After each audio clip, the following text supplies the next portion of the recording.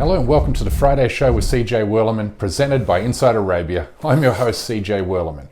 Thank you for joining us here today and every Friday for a breakdown of some of Inside Arabia's coverage and analysis on the MENA region. And make sure to subscribe to this channel so you never miss a single episode. Our coverage this Friday examines the current state of Libya's transition from civil war to peace and stability, China's calculated gambit on the war in Yemen, and finally the way in which China is pulling the UAE away from the United States' strategic orbit. Now let's get started.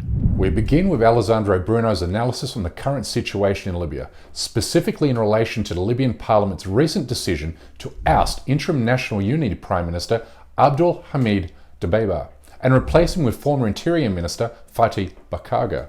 But defiantly, Dbeibah refuses to leave his post, which leaves both men contesting for control of the government in Tripoli.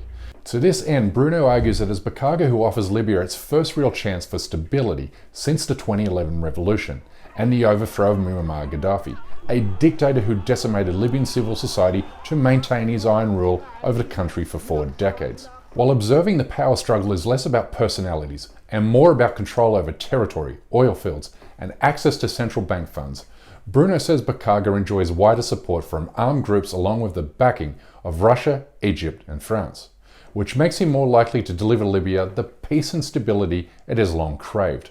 That said, Bakaga's critics accuse him of being a Trojan horse for the wannabe dictator General Khalifa Haftar, who leads one of the most violent militia groups in Africa, a man who has consolidated power and territory by not only waging war against pro-democracy and anti-dictator Libyans, but also the internationally recognized government in Tripoli.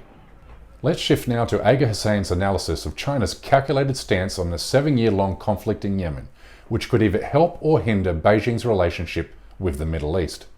For China, the calculation looks like this. If it can successfully balance its relations with the Saudi-led coalition, alongside close ties it has established with Iran in recent years, then Beijing will be well placed to build a regional security architecture designed to steer its Belt and Road initiative through the Middle East.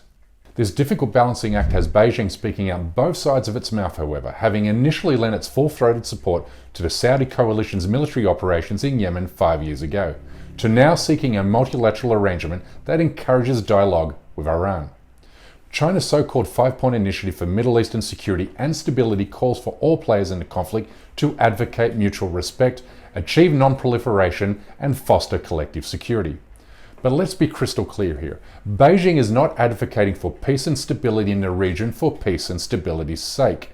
It's doing so only to consolidate and expand its economic and imperialist exploits in the Middle East, with its relationship with Israel and the Red Sea region at the heart of this ambition. From Beijing's perspective, the Red Sea is arguably the most crucial part of China's maritime Silk Road, as it's not only its shortest trade route to Europe, but also a key market for its One Belt and Road initiative.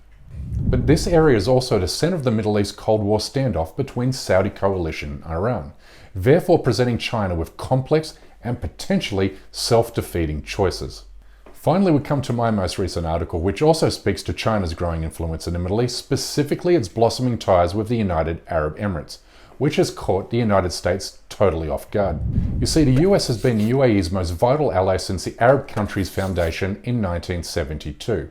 In fact, the US has not only guaranteed Emirati security, but also made Crown Prince Mohammed bin Zayed the most powerful leader in the Middle East, given he controls the most potent military force in the Arab world and a sovereign wealth fund valued at more than $1 trillion. The promise of more money, F-35 fighter jets and missiles have made the US and UAE inseparable partners.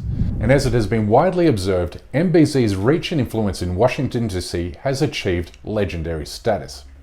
But then in November of last year, US intelligence agencies discovered China was secretly building a military facility at Abu Dhabi's Khalifa port, which followed revelations Chinese intelligence agencies are operating a covert black site in Dubai to round up and deport dissidents and Uyghur Muslims to China, where they face certain imprisonment or execution. Together, these revelations have said to have rattled Biden administration officials, who became extra alarmed when the UAE walked away from discussions over its purchase of 50 F-35 jets because of the Pentagon's insistence that Emirati officials put in place mechanisms to prevent Chinese government espionage.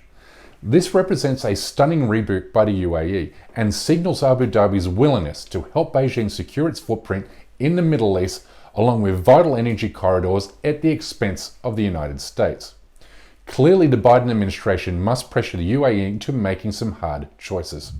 You can find all three of these articles and more on InsideArabia.com. And make sure to follow Inside Arabia on Twitter, Facebook and Instagram, and don't forget to subscribe to this channel. But that's my time for today. This has been the Friday Show with CJ Wellerman. Thank you for tuning in, and I'll see you next week, same day and same channel.